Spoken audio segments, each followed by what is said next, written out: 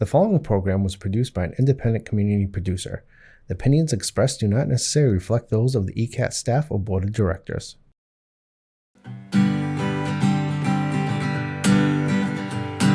to you from underneath a peach blossom. It's time for an episode of BeAuSm. Find positivity throughout your life and work. Just like our mascot rooster, Steve the Jerk. Hello and welcome to another exhilarating episode of the BeAuSm Podcast. I am your host, Joshua Peach. Mr. Mark Resnick is in the publisher's office getting the book together, putting all of the things that need to be done that I don't know how to do. I got to tell you, I'm wearing my BeAuSm sweatshirt today. Adam, we were outside. It's cold out. There's no better time to have a Carreiro Defender, rain defender shirt than now. I forgot how nice it is, but it's hot in here, so I might have to take it off at some point. But that aside, this guest today is a very special human in many, many ways. I often see people that reach success or talk about success, or you see people that don't have a history with someone or many people. I happen to have history with lots of people that go back, in some cases, 40 or more years. Today's guest, I don't even know how far back we go, but it's a long time. We've weaved and bobbed and gone to all different places, worked together, did all these things. And he actually happens to be the reason why, one of the reasons why, main reasons why BeAuSm is here today, because he was the first person to give me an opportunity before we even had our license to be a business. Mr. Mike Haynes of the Haynes Group. Welcome. Wearing a BeAuSm shirt. This is good. This is back-to-back. Dennis Teravainen came in, had a BeAuSm shirt. This is working out fantastically for the merchandise side of things. But welcome, my friend. Thank you very much for having me, man. I love sporting the colors. Is this your first podcast? It is my second or I was going to say, podcast. A guy like you, you've probably done a lot of everything at least once, so I get it. Yeah, usually on Zoom though. Yeah. It's first in person in a studio. Yeah. And so you're the founder of Haynes Group. Longtime friend, but we're going to talk about the Haynes Group because that's a part of things. But founder of Haynes Group, established in 2001. Got a couple nice hats. Thank you very much. Fit my fat head. So we go, I mean, God, we've known each other since probably junior high school or high school. I would say so, yeah. Back in the old soccer days. Yeah.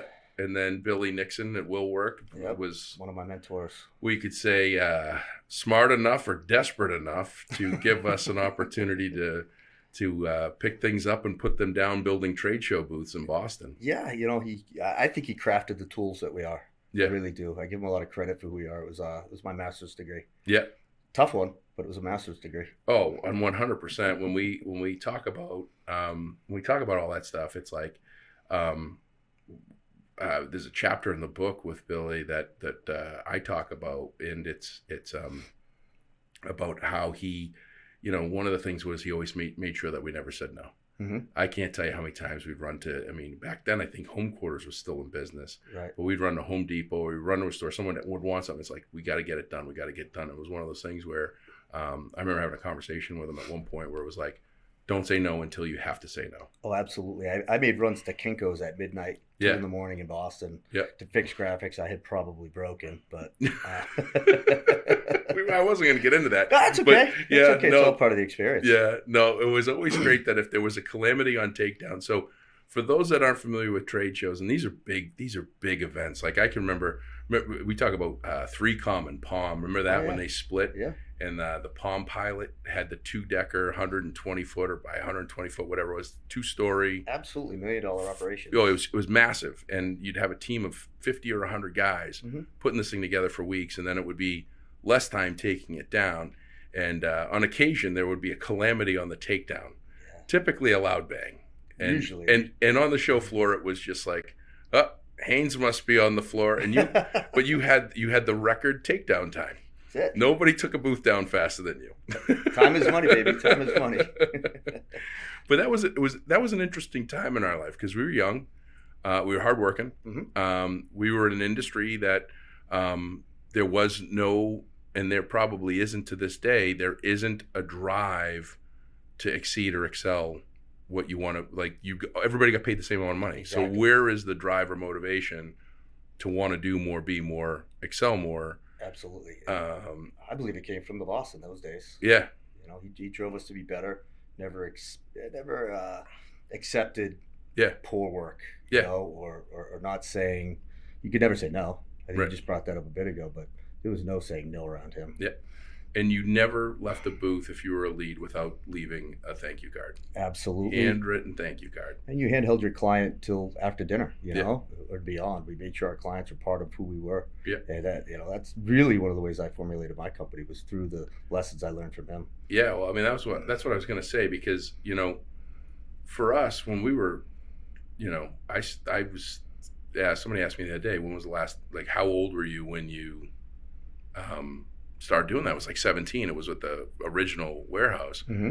And he instilled so many core traits and values of what we are today. And we didn't even know it at the time, right? Oh, yeah. But one of the things he did is he gave us an amazing opportunity to make a very good amount of money. Certainly. At a young age. He never held us back. I tell people all the time, he would, like, throw you in the fire. Yeah. He would let you go. He would give you enough rope to hang yourself, which I probably did many times.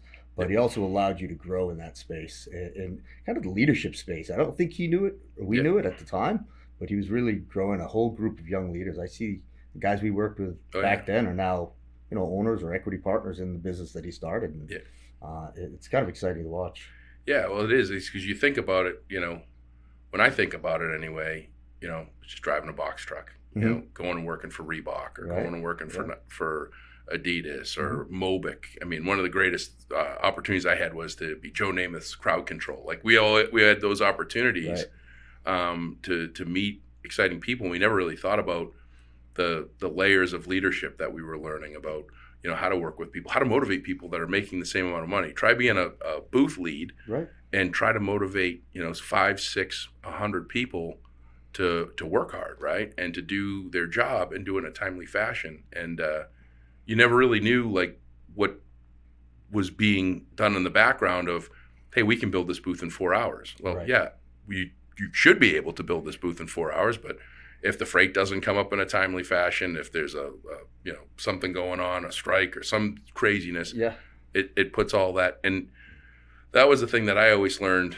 that I never saw, which was you never saw him sweat. Like, you saw him you could see him get, you know, you saw him sweat, but you never saw him sweat on the show floor. Like, when the show floor, when there's nobody there, is probably in some cases harder than when everybody's there. Oh, absolutely. Yeah. And so, you know, when I tell the story, I think I tell the story in the book about the one time, you know, he loves my dad, you know, as you know, and my dad called me. I was in Vegas for whatever that private IBM show was. There was Lotus Fury, BU, and whatever the other one was, and I was managing freight for this event. It was at Mandalay Bay, and break was 4 to 4:15. It was like 4:17. I'm talking to my dad on my Nextel flip phone, walking across, going back to where the forklifts were at the loading docks, and there he is, Billy Nixon walking. I'm like, wow, he's walking the floor.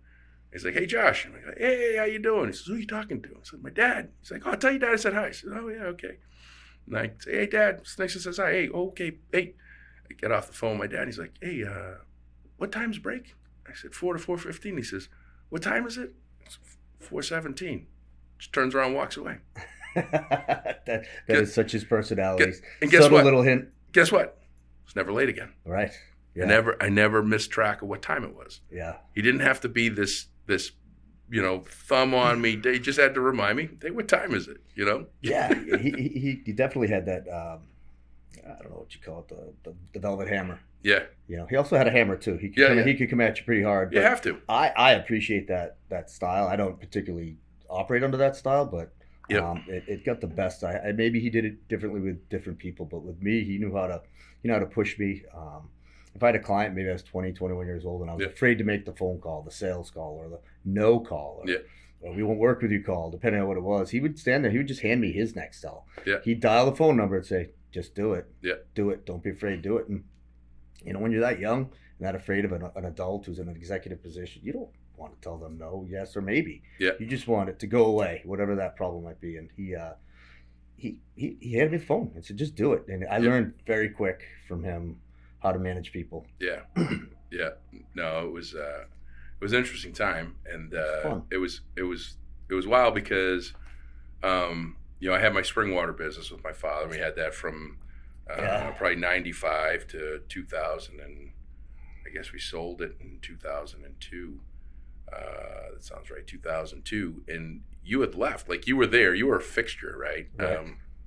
You were one of the top guys. You were one of the top people, and I had my water in the warehouse, and then I was doing labor on the side, which was great. I think I made more money working for Will Work than I made in the water business, right? Which was cool. So, but then you just vanished. Like one day it was like, Mike's not here anymore, right? And it's like, it was like an odd silence. There was you didn't come out to the loading dock to say hi. You didn't see him or anything. And I can remember I was like, where'd Haynesy go? I'm like, oh, he's off doing his own thing. I was like, well, what's his own thing? Like he's in the construction business, I think. And then it was like a year or two later that you and I crossed paths. I think it was for Church's bachelor party. Probably, yeah. In Newport. Yep. Yeah. And we sat down and we were talking, and I'm just listening to you, and I'm like, so let me get this straight. You're making great money. You're doing good things. You don't have, you got a care in the world, but you basically, the world was your oyster. And you decided to just up and go into this business of building anything, right? Because, I mean, that's what you were doing. Like, you took a huge risk. You had to be able to figure out where your specialties were going to be. So you were going after everything. Absolutely. Our specialty was people. And I will go back to Billy on that one. I tell people all the time, a lot of people can build walls. You can build, you can put in windows. You do all that stuff. But can you manage people? Can you keep a client happy? Can you give them top-notch service? And that's kind of a rare commodity these days. And as my brother and I started the business, he's my business partner. We're 50-50. He had come from the construction side. I came from the trade show side. But luckily on the trade show side, Billy had given me some opportunities on the retail construction side, like some displays with his teamwork business. And I knew enough to be dangerous. And at the time, I didn't know how dangerous it was. So we took a lot of risk. Kind of youthful naivety was part of the plan, I guess. But we just jumped in head first, knowing that if we took care of the people, took people that were around us, people that worked for us, the people we did business for. Oddly enough, the first thing we built was a studio just like this. I was working for Billy, and I didn't think I was going to win the bid. And I was sitting at a bar in Chicago for Will Work. And I got a phone call from the client for BTV, Bridgewater Television Studios. And he said, you just won the job to build our studio. Now, I had barely put windows in a house at that point, but please don't tell anybody. We went after it. We just threw them up on the table and had at it. Well, you're almost a quarter century later. And can I tell the bridge story? Sure. So the bridge story, and I think that was what we talked about at Newport, because knowing you and knowing your background and knowing, your drive has never been lacking. Your interest in people has never been lacking. But bridge building, I never thought was one of your fortes. Correct. And so we're just having this just very nonchalant conversation. And I'm like, tell me a little bit about your business. What's going on? He says, oh, yeah, we just bid on a bridge project. I said, what the hell do you know about a bridge? What do you know about bridges? He said, oh, it's a bid. It's a bid response. It's construction. They need the work. Figure it out. If we get it, we'll figure it out. And that's like that. I was so in awe and blown away. But at the same time, I sat there as a business owner. I was in a new startup software company at the time, and it was just that response, and it was that just like, hey, let's get the business, and then figure out how to take care of it. Like, if we can get the business, we have the people, and we have the mindset, and we have the dedication that we will figure out how to make it all work. Right. And that was like the moment I was like, this cat's gonna make it, because at that point, I mean, it was you and your brother and a couple of other people. Like, I think you had Todd. You had Todd Texera and a couple other people working for you. And I was like, this guy's going to make it. And he might be the best bridge builder this country's ever seen. I bet you didn't want to drive over the bridge, though. Yeah, no, I didn't ask where it was. I didn't ask if it got built. I just thought it was amazing. And over this past quarter century, one of your specialties is breweries and restaurants. Correct. I mean, you just, and hotels. Yep. That Smith and Walensky out in Burlington. Yeah. I mean, you talk about beautiful. I mean, you see it from 128. Yeah. We love those. Yeah. Love those projects. Big client of ours. Yeah. I'd love to take credit for what it looks like, but our team puts that all together. Yeah.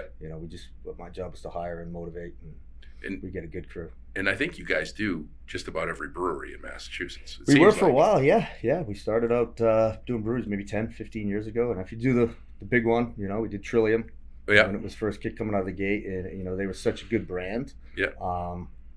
It allowed us the opportunity to kind of get a reputation in the space. And I had a project executive who had a passion, who doesn't, right?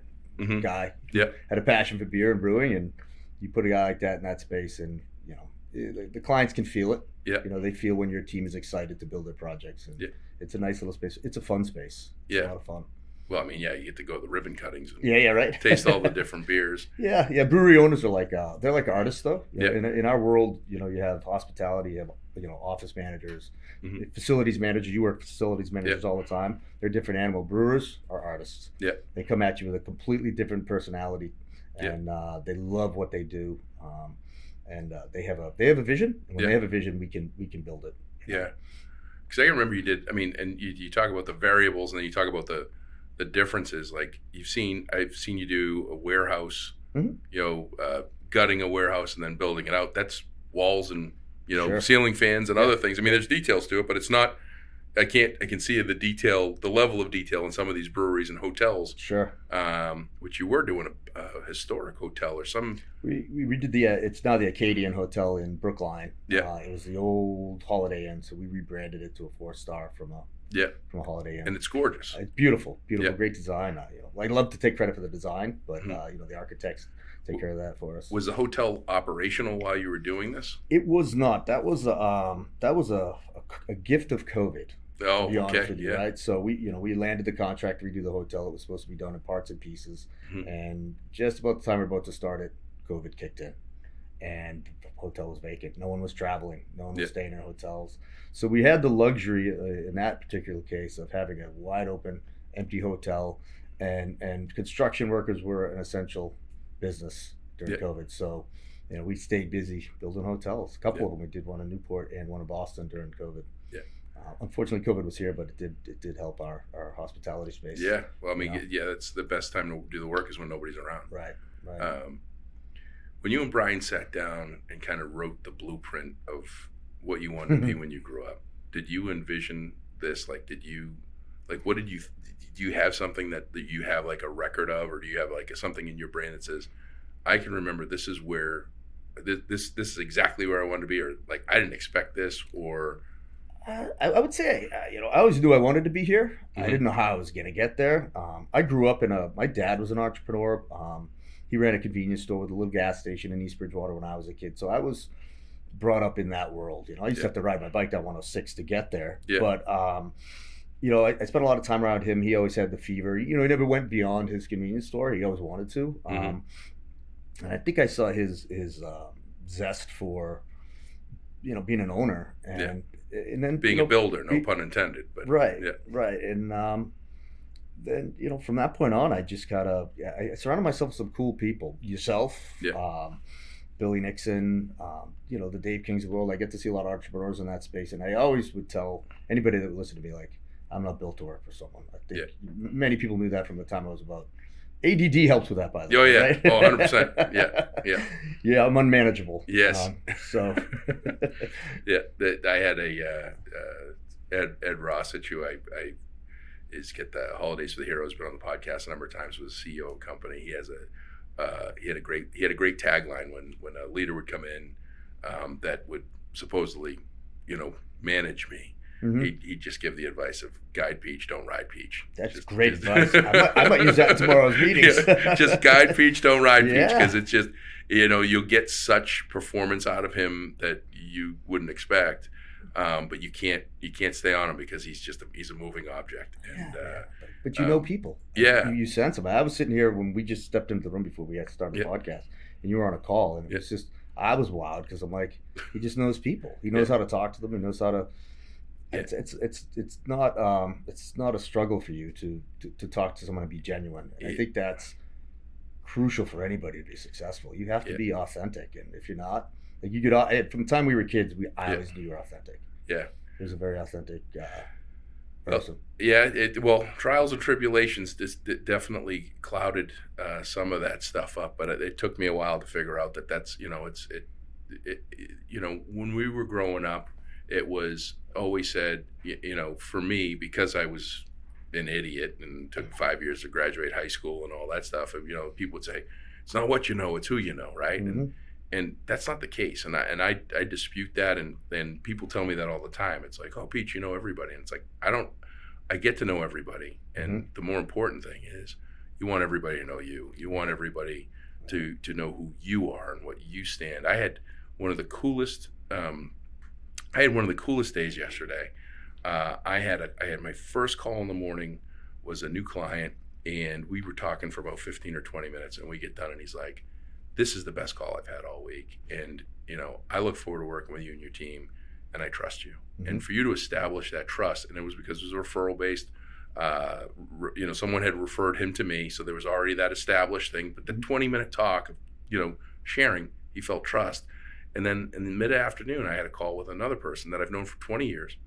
He's gone through 2 other companies with me doing the exact same thing. So I'm in the 3rd company of doing the exact same thing, which you can feel slighted, burnt out, whatever. Mm-hmm. And he's like, Josh, I've always trusted you. I want to continue to trust you. And there was no discussion needed about the business transaction. Mm-hmm. It was, hey, I trust you're going to do the right thing. And that's what you heard with this call was, hey, let's not worry about the contract. I'll tear it up. I'll give you your money back. I don't care, because the last thing I can have is everybody not feeling my integrity and my genuine wanting to do the right thing. Mm-hmm. And that's rare, right? And I think that's, I think part of the big part of your success, and it is you're a people business, and that, anybody can bang nails. We know that. Anybody can sell software. Anybody can go up on stage. Well, not anybody can go up on stage. I like to say I wouldn't want to do it. Yeah, no, but but most people can do a task. Mm-hmm. It's how they do the task and how they make people feel. And in this world right now, it's just nuts. Like, as far as I still have people that, even though I have a reputation, even though everything's referral based, I still get those people that are standoffish and everything else. Sure. Take it easy. I'm not rocking your boat here. I'm here to help you. I'm not here to hurt you. So let's just try to do the right thing. Yeah. Let's just try to move forward and move the bar ahead. And that's got to be hard. I mean, construction businesses, it can be an ugly business, right? Yeah, I mean, it's a rough and tumble business. We talk about it like it's the military. Like, we're always marshaling people and product to a place unknown, right? Someplace that's never been touched or touched years ago. But at the end of the day, it's construction. We try to tell our team all the time, we are not saving lives. Leave that to the smartest people in the world. Let them save lives. And God bless them for doing so. Our end, we're building buildings. We're trying to keep people's budgets in line, make people happy. Give them their dream. If they're building a business, whether it's a warehouse or a brewery, that's their money, and that's their dream. And it's our job to try and execute for them. And hopefully we make friends and we have great relationships along the way. And without good relationships, it doesn't matter how good our construction is. It really doesn't. You have to have relationships with these people. And we like to say we have our first client still, and we do. And out of that, we're able to just grow the business. And we did have marketing teams for years because it was just about people. It didn't seem to me like this great problem that we were solving, because everybody, there's people everywhere. But I think my dad, being in the retail business for years and having to work with him and being all walks of life, you just learned that people are people. Yeah. And if you treat them right, some may not treat you right back, but if you just keep treating them the way you treat them and do right by them, it'll all come full circle. Thanks for listening to another episode of the BeAuSm Podcast. If you are enjoying our episodes, please give us a 5-star rating review on your favorite podcast platform, whether it's Spotify, Podbean, Apple Podcasts. Those ratings and reviews do make a difference in helping us get more exposure, more listeners, as well as giving people an insight and understanding as to what they could expect when they listen to our episodes.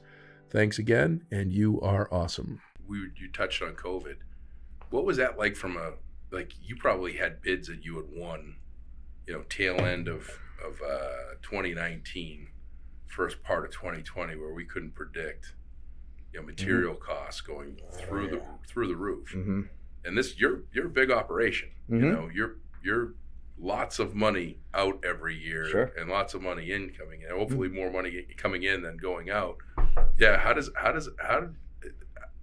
did that work? Like, how did you navigate? Because that had to have been. We've never talked about this. Right. It just popped up in my head when you said Yeah. COVID. Like, because I built like a doomsday cellar with 2x4 shelves, right? Right. And like everything happened, and I go to Home Depot like 2 weeks later, and it's like 2x4s are 3 times. Yeah, it was a slap in the face. Contractually, we were good. We have inflationary clauses in our contracts if product goes up. But what we did try to do, because we don't need the clients, they'll cancel a contract. They can exit out of a contract for any reason, right? Yeah. So, you don't want to hurt them. So we tried our best to do was to buy out and negotiate with the companies we were doing business with, vendors, subcontractors. We did a pretty good job. We saw some issues, inflationary issues, but there's always a way to get through that. You can change a design. You can minimize a room. You talk with the client about, let's phase this into the next phase and hope the prices come down. Yeah. It definitely affected us, but I actually think we used the opportunity to build better relationships. Yeah. It forced our team, myself, our team to have conversations that weren't comfortable, right? Whether it was through working environments or having to charge them for cleaning, every day, or hey, 2x4 is now $3 to $5 more than it was yesterday. Right. So yeah, I think relationship wise, it was good for us. We didn't see a huge hiccup. Yeah. If I was a betting man, I would say one of the top things that keeps you up at night is staff. Finding, are you the anomaly to skilled labor, having a fully staffed skilled labor field? Like, that's... You are correct. I don't lose sleep over it, but I very rarely lose sleep. Yeah. I think it's because I'm surrounded by some really good people. Yeah. But staffing is the hardest thing we have. And it's not, I don't think it exists. What you hear out there is that there's nobody good, right? Yeah. And you can't staff up a good team, or there's no talent, or the millennials don't work. Yeah. I don't buy into that whole thing. I actually see some of these young kids who maybe have been locked up a little bit or pushed back in their growth, and now they're hungry. Yeah. They're hungry. I think what we try to do is offer training. So we're nicely granted, no pun intended, we got a grant from the state, a large grant from the state to do training for our team and the employees, and it helps attract people. But it's difficult. Trade schools have been phenomenal with us. We reach out to all the trade schools, bring the young kids in, and if you treat them right, they stay. And I would say to you that there's an immense amount of talent coming up. I don't know if it's enough to fill the 4 million jobs or so that are going to get vacated by the boomers. Yeah. But I think the country's in a pretty good spot with the young kids and the young guys coming up. So no, I don't really lose sleep, but I could use about 100 more guys if you know anybody. No, I'm in that space, and I'm with you. And it was funny. I found myself stacking firewood this week, and so what I typically do is I'll listen to a book. Yeah. And I was at our library, Oaks Ames Library, on Saturday. Oh, it's amazing. And so I went there Saturday to do a couple hours of work, and I'm staring at this, one of the cubicles, and staring at this wall of books. And the one book that stands out, it just says "Celebrate Yourself," which was cool. And I put a post about it, and then I put a post of the books that I didn't see. And one of the books was "The Death of a Salesman," and I hadn't read it in forever. As a matter of fact, when I started 7th grade reading. Well, right? and when you got into sales in the 90s. That's what even the book was written and created in 1949. Really? Yeah, and so it was written in 1949, and in the 90s, that was still a book that you read. That was what your life was like. You were Willie. You got in your car and you drove places and you talked to people and you sold them and you shook their hand and you looked them in the eyes and you did all this stuff. And so I hadn't read the book or thought of the book since 1997, and so the book stood out on Saturday, and I was like, you know what? Let me buy it on Audible. So I bought it, started stacking wood, and I'm listening to in the book. Audible is the play because it was turned into a play that sold out for years. And, so it's the actual play, and so I'm listening to it, and you listen to Willie talk about his son Biff, the 36-year-old that's never done anything, never accomplished anything, lazy bum, blah blah blah blah blah. And I'm sitting here going, man, we've been stereotyping the young generation forever. You're correct. And and what people have to understand is the youngest generation, every single generation was the worst generation at some point in their life.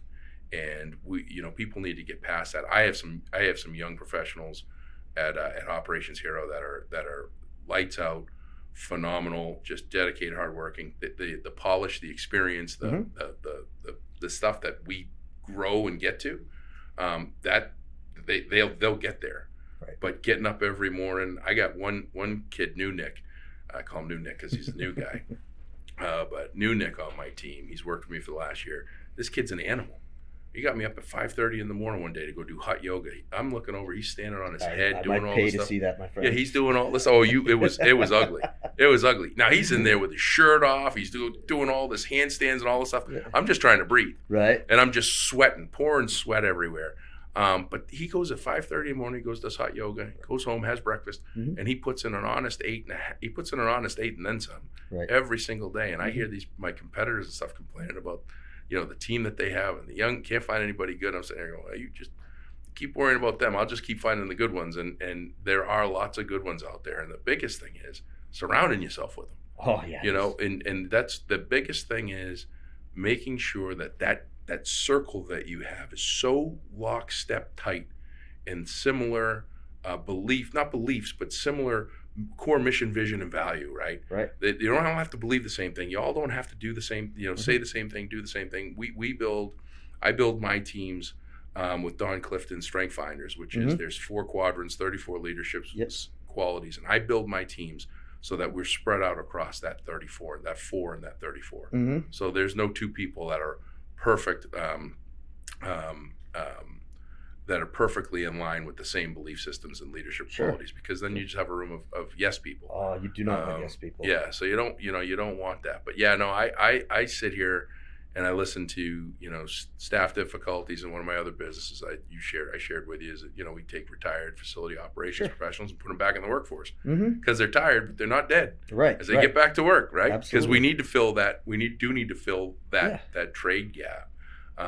But I mean, that's got to be tough. You win a bid, you win a project, and all of a sudden you're like, geez, I need a staff of 100 guys, and I got 42. It is scary. Yeah. It's scary. We have some good relationships with other vendors, so we like to tap our subcontractors, tap some labor markets. But we prefer to have them all in house. But it all, at the end of the day, I think it all comes down to leadership. And if you have the right leaders with you and around you that surround you, you can bring anybody up and staff up any project. Yeah. They have to want to all go in the same direction. Yeah. And you have to make it comfortable for them too. Yeah. You have to make it a place that everybody feels safe to work in. Yeah. Whether it's on the job site, in the office, out in the field, or just, it's all about respect. Yeah. So You matter. you have to matter. You do. And anybody who's complaining about the young guys, I think isn't putting the time in. Yeah. We run the best program at our office, and it's pretty new. We give kudos to my team for getting it ramped up, but we bring in interns, college interns every year, and they run through 3 months at a time. They're actually just out of college, they're newbies, and they do 3 months in each part of the company. Yeah. And then they get to select where they want to be, and you should see the excitement these kids have. And they all find their spot in their home, and then we bring in the trade school kids and the college kids in the summer, and we may have anywhere from 8 to 20 at a time, and I can't tell you I've ever gotten a complaint about, maybe someone will show up late. Yeah. Or went out drinking the night before, but that's the college kids, right? But Is that why you put the bar in the office, so they can just? Oh, that was for me. I'm so old now. You know what the bar has? Yeah. Cold brew coffee. Oh, good. There you go. Good. We don't even have beer in it anymore. Wow. Yeah. That it was an attraction back in the day, and now it's a nice bookshelf. Oh yeah. No, that was. Well, we'll get into that in a minute with my visits there, but.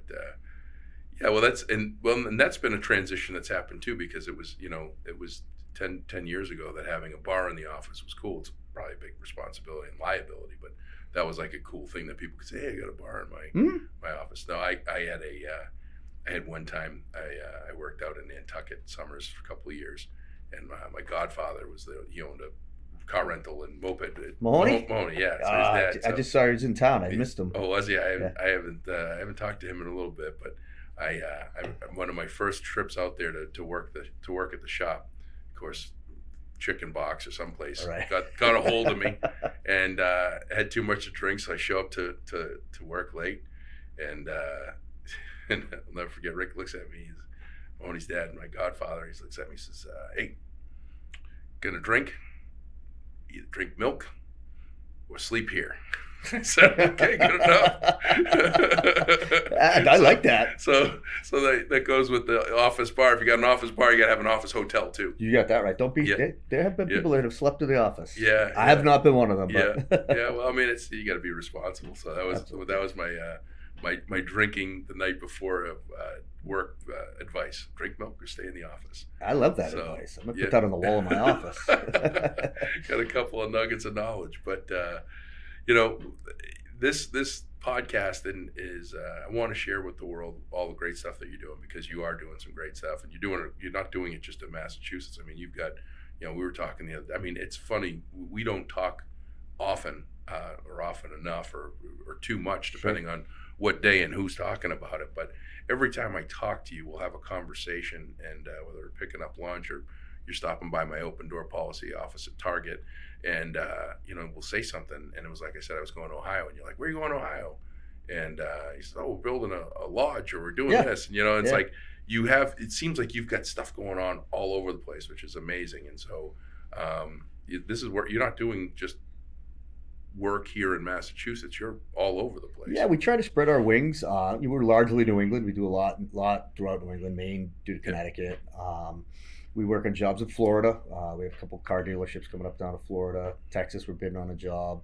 Ohio, we're doing, that is for a nonprofit, the Matt Light Foundation, who's we're a big advocate of the Matt Light Foundation. They work with young kids in leadership skills. You would be a great speaker at a Matt Light event. Hook me up. I absolutely will. They're phenomenal, and he does a really good job training. They have to go to school for him or camp with him for like 4 years, and they learn how to be leaders. Wow. And they cast them off into the world. I'll have to check that out. It's pretty cool. So I'd love to do an intro. Yeah, no, please do. He's a good friend of mine, but he has a camp case out in Ohio, and he requested that we help him build a lodge. Yeah. So, we can build, so we'll build it. Yeah. I don't know when. Yeah. But we're in the planning stages right now. Yeah. They're working on drawings today. But yeah, we'll go anywhere. We'll do. We're licensed, I think, now in maybe 12 states. Yep. Across the country, really to service our client base. Yep. If our clients are in the state, we'll go with them. Yep.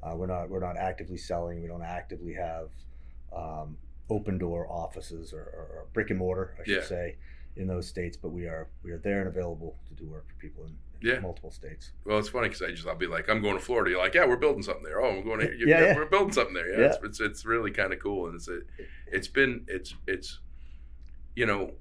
I think.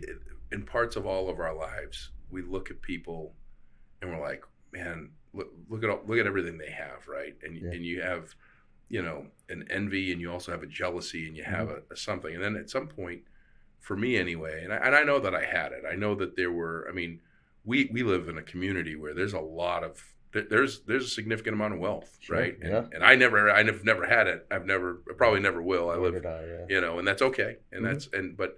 I know that there were parts of my life that I was like, wow, how did they end up with all of that or that or that? And now it's like, I look at stuff and I'm like, I couldn't be more proud to just be associated. Sure. And to realize that these, people are just great people. It's funny. Jay Bourne, a mutual friend of ours, he's been on the podcast, the real Jason Bourne. Right.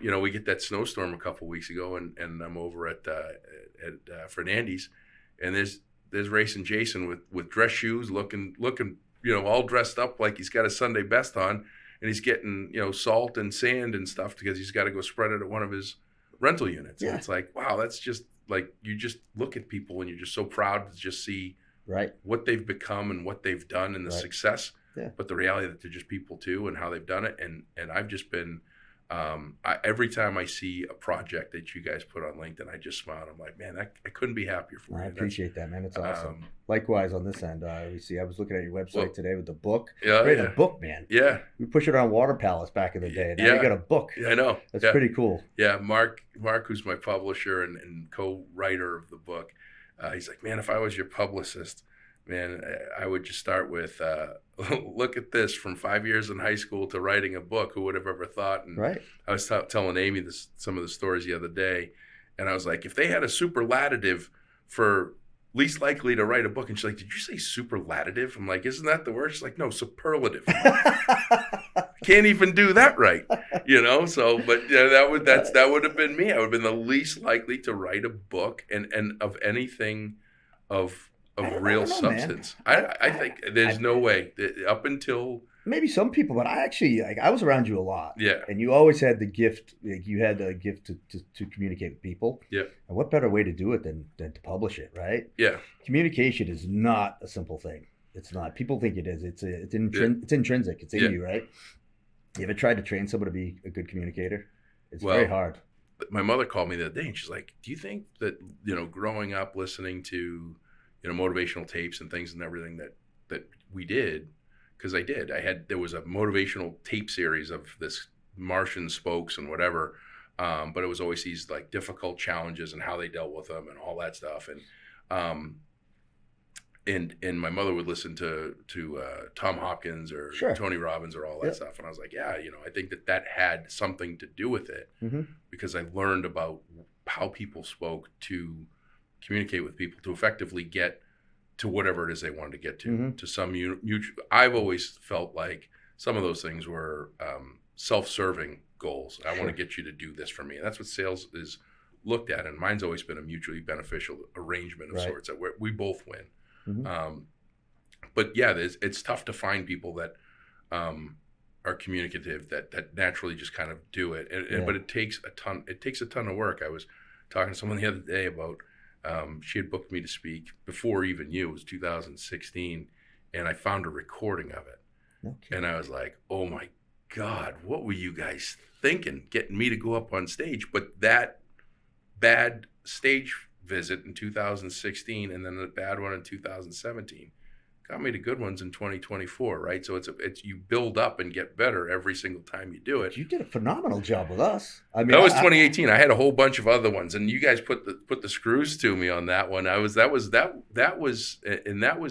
dig right into that. I mean, I was trying to remember, and I believe what had happened was you've been one of my greatest advocates and supporters on LinkedIn, both you and your company and some of your team members.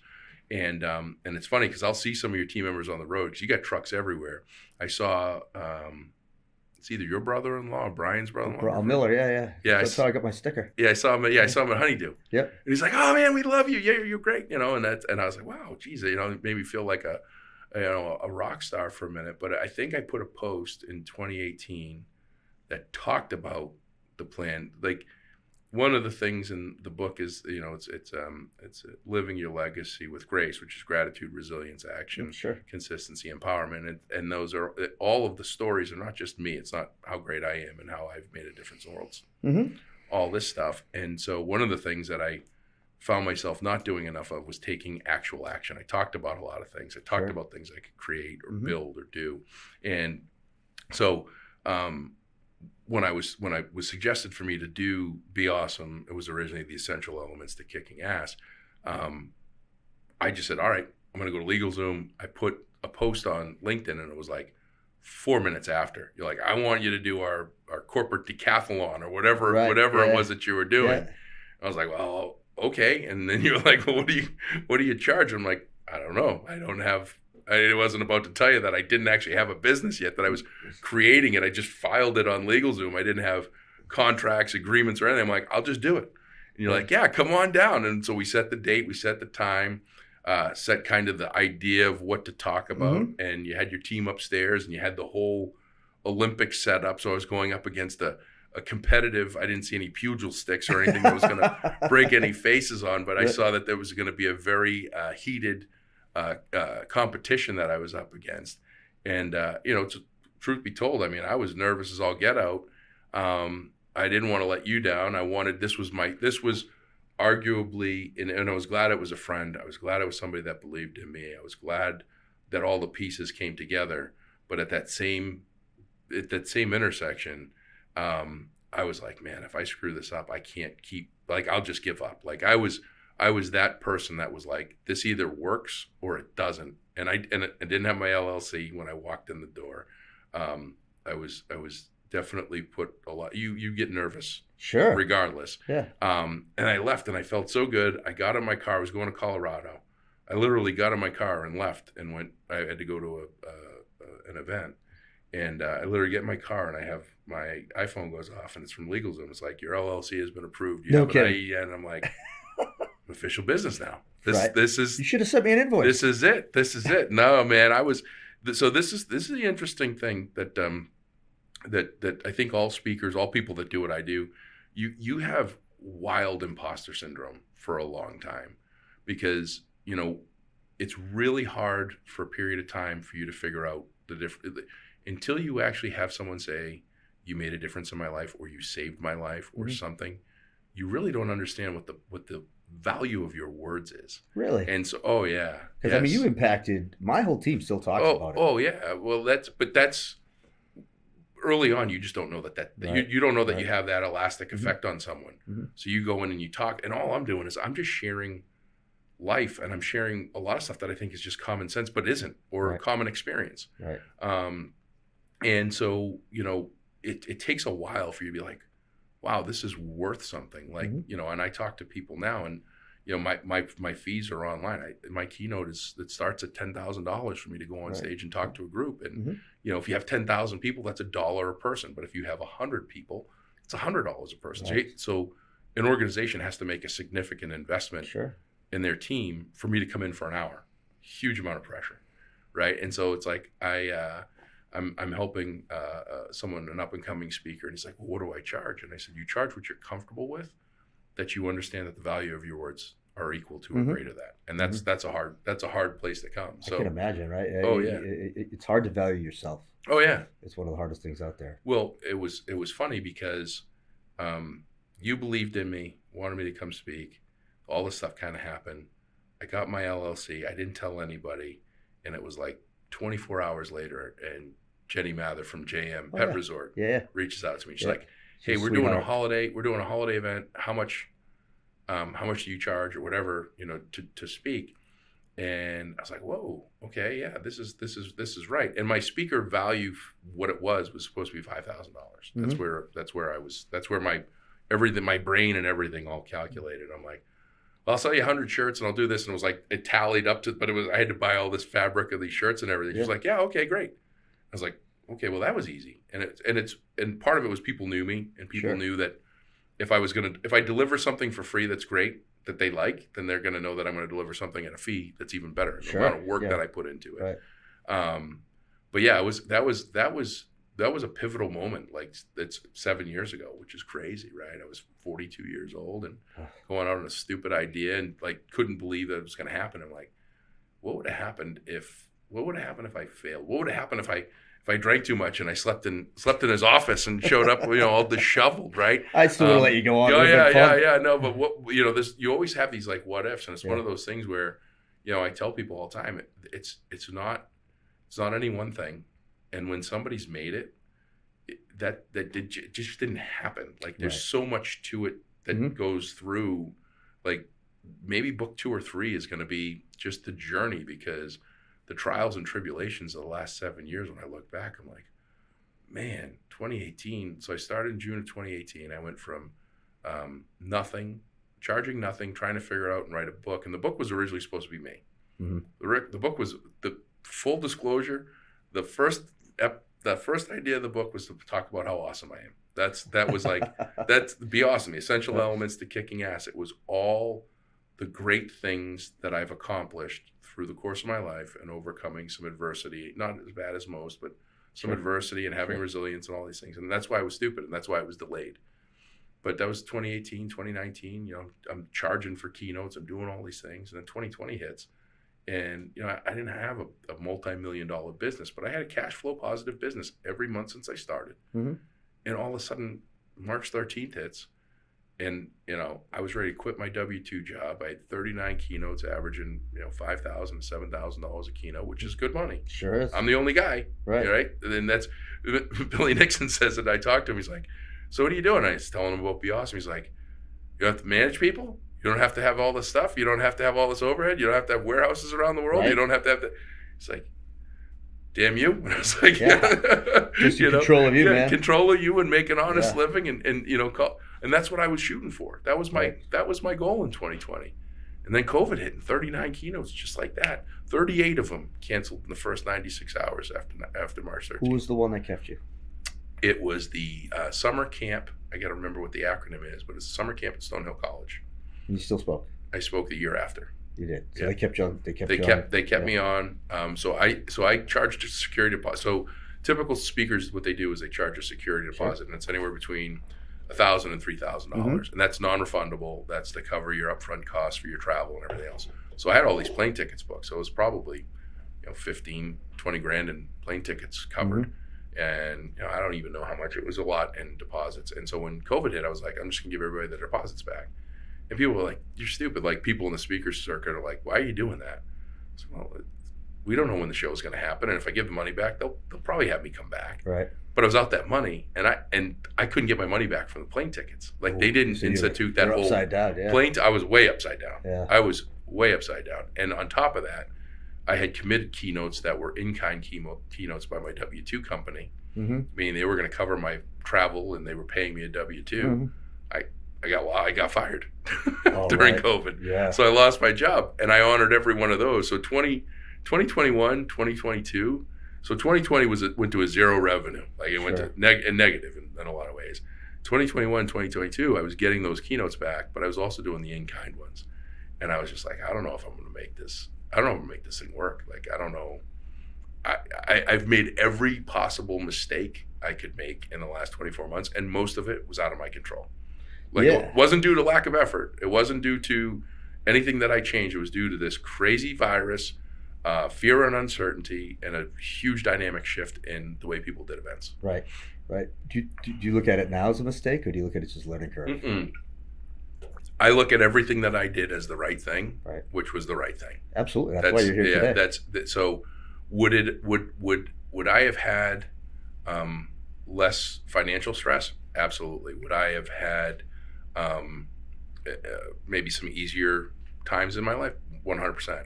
Would I slept well? No, I wouldn't. And whether even though the contract says non-refundable, it was just the right thing to do. Absolutely. Right. So sometimes a contract or agreement doesn't need to be enforced, right, because it's not the right thing to do. Absolutely.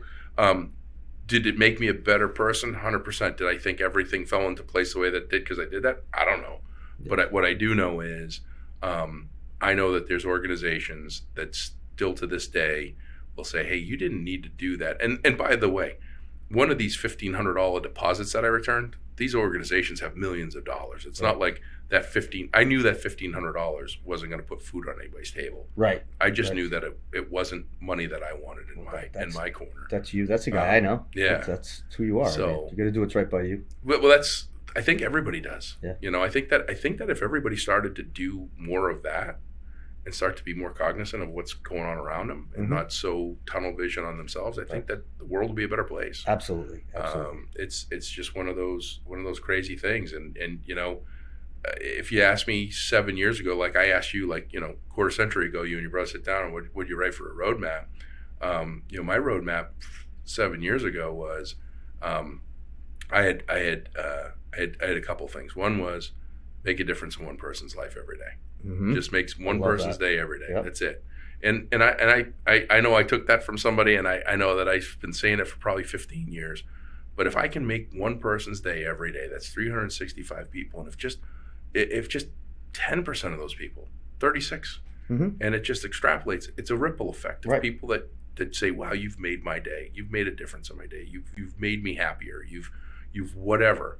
And that was one of the things that I wanted BeAuSm to be. I wanted, whether it be a sticker, whether it be a t-shirt, like you wear the t-shirt, people are like, oh, there's always somebody that's like, wow, I like that. Who thought of that? That's so creative. 100%, man. I get someone sending me a text last night because I worked at the gym. Like, what's that t-shirt you had on? Yeah. Well, it's always great when the people can't figure it out. Yeah. I did a flight Tuesday. I was exhausted.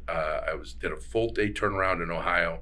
And 6 a.m., I get in the elevator. There's 3 women going to a bachelorette party on a Tuesday. Right. I'm like, you girls are going for a party. You must be going to Nashville, right? Because Nashville's like the only place. I don't even think Vegas has bachelorette parties popping on Tuesdays like Nashville. Nashville's crazy. Yeah.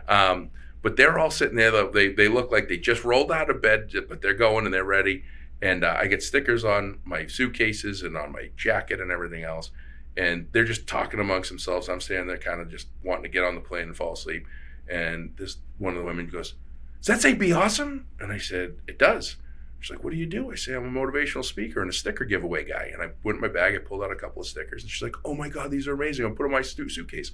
That little action, Right. that little simple action of her recognizing me, making my day in a way, Right. and me handing her a sticker.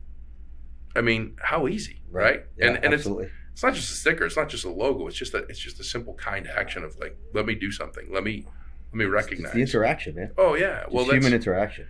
It's my Target experience. You were Target last week. That's how I was able to lock you down and hold you hostage. This whole thing. But I've been in Target for since March 1st. I go in there when I'm home and I do my work, and I've gotten to know everybody in Target and Starbucks, and I get to see a lot of people, and I see so much that I'm like, man, that person is like this far away from the goal line of being good. Right. This far. Like they just got to get out of their own way. They just got to get out of their phone. They just got to, do something. And it's like one thing that's become a pet peeve with me is kids, right? Everybody's talking about kids, and I think a big part of the problem with kids is parents. I think a big part of the kids. I will agree 100%. Big part of the problem with kids is exposure, what they're sadly exposed to, and go on a plane. You can watch the most horrific movies on a plane with everybody around you seeing the exact same thing that you're seeing. Just unnatural exposure that kids are seeing. And I think that one of the things that's really critical that I see, that the challenge that kids have today is so many of them are dealt with difficult cards. 1 in 12 kids has a neurodiverse difficulty, whether they're on the spectrum or they have ADD or ADHD or some other diverse ability or some other challenge that isn't quote unquote the normal kid, and they and people don't understand that, and they don't. I mean, there was a kid crying yesterday, and you could tell that the child you could tell that there was something, right? Sure. You could just tell. And the woman behind was just like giving the hairy eyeball to this mother, and this mother was just trying to just collect herself and get out. Nobody was like, "Can I help you? Can I give you a hand?" That's a problem. Yeah. Let's help one another. I agree. How even if you just say that, and it's like that woman was in that store by herself with that child. That's how she felt in a 50,000 square foot store, because there was no one around that could have helped. Right. And that to me is something that we need to start to fix, and we need to start changing. You see it I travel so much, I see it everywhere. You do. And that's hard. Yeah, we talk about it in our office a lot with our team. We do a pay it forward scenario where if someone takes care of someone, you take a picture with them, bring it back to the office, a little good news for everybody. But I believe, just like you do, if you do one good thing, but we just say pay it forward every day. You may not ever see it come back to you. But it'll make its way to someone else every single day. Someone will do something kind if you do one thing. Well, and if you do that, you'll feel better than the person that you give it to. 100%. Like that's the big thing about gratitude is we don't realize that when we actually do something good for someone else, the reward isn't for what someone else gets. The reward is what we get by doing it. Right. And if people just started to realize that and see it and get that feeling, game over. Right. And that's what we need to strive to work towards. Right. You just mentioned neurodivergent kids, right? And I'm an ADD guy. I was diagnosed with ADD when I was in school. But when I was in school in the early 90s, late 80s, they didn't know what ADD was. It was just a kid who was different, maybe hyper. And I really wasn't hyper. I just couldn't focus, and I couldn't do things. And it wasn't until I was in my 30s that I realized it was a gift. Oh my God! Someone handed me this gift where I can focus on a bunch of things at once, and I can move fast, and I can think about a lot of things all at one moment. It gets in your way. Don't get me wrong, but it gets in others' way. It does get in others' way. You're correct. It gets in others' way. I know where I'm headed. But I wish people would. Some of these kids with some neurodivergent, whether it's ADD or autism, sometimes there's deep levels of autism, but some kids who are just living in that space a little bit, kind of look at them a little bit more and say, hey, that's a gift. What you have is a gift. And I don't know if it has to happen through the public sector or the private sector, but allow these kids to kind of foster who they are as opposed to what they are, right? And I know it. You probably do as much reading as I do on executives in the world, and a lot of the executives will tell you they were ADD, they couldn't read, or they had dyslexia, or they had some sort of some learning issue, and they become the most successful people in the world because they have to battle the struggles of that moment. And and I wish someone when I was a kid had said, that's going to work to your advantage someday. Right. Instead, you spend your whole youth wondering, am I different? Yeah. Am I different? Am I not that guy that I think I am? Yeah. Right. And I just wish the world would just look at it a little bit differently. Yeah.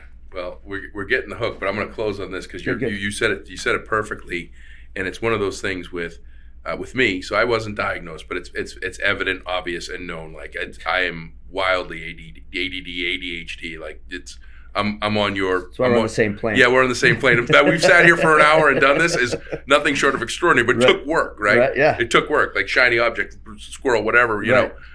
It was funny because I have people in my life, even with a company called BeAuSm, even with all the stuff that I do, even being recognized, sometimes puts a target on you. Sure. People want you to fail. People don't want you to succeed. People want to put you down. Over the course of the last 27 years, I've had so many people that say, "Oh, how's your ADD?" or some insult or some silly thing like that, and I took it personally, and I was upset, and I thought I was different and odd, and now it's like that's my superpower, like you say, and it's like someone's like, "Hey, you got ADD, huh?" And I'm like, "You're absolutely right, and I love it." Yeah, jump off of the ride, man. Yeah, well, here's the closing story. I was in a meeting in Pinellas County, Florida, 2 years ago, and my whole thing flared up. I was thinking about all sorts of things. Didn't want to be in this meeting, and I go, "Hey, who's the longest standing employee?" Now, this is the 9th largest school district in Florida, 27th largest district in the country. Who's your longest standing employee? Who's the longest standing or oldest? Oh, who's the oldest? Well, that's got to be Clyde. How old's Clyde? 92. What does Clyde do? Operates heavy equipment. One of the best relationships I've made in my life was because I trailed off and I had some other option. That's the stuff that we do, that we uncover. That's the person piece. You having this, you uncover so much. You do. Because you're looking at everything. You're trying to figure out all the different pieces of the puzzle. Absolutely. So, man, this is great. I appreciate it. Man. This was fun. We can come back and now that I broke in, now you can do it again. This has been a long time coming. Sincerely, thank you for giving me that opportunity back in June of 2018. It is the reason why I'm here today. Without having one person believe in me, I didn't believe anybody would. So, from the bottom of my heart, thank you. Thank you for making the time to be here today. Thank you for the hats. And I can't wait to see all of the great things that Haynes Group continues to grow and build and expand, and all the places I go to that you're building something somewhere that I'm going. Right. So I can say I know that guy. It's been great. So Adam, I'm sorry for going over. You're going to have to chop this up, or you're just going to have to go long on the studio time. But that'll do it. Book March 13th, 2025. We're going to have a pre-release of Kindle. The hard copies we're not sure of yet. We're struggling with some of that timing and everything. But stay tuned. Go to BeAuSm.com to be on the attention wait list. If you can be anything, be awesome. Thank you. Find positivity throughout your life and work. Just like our mascot rooster, see the journey.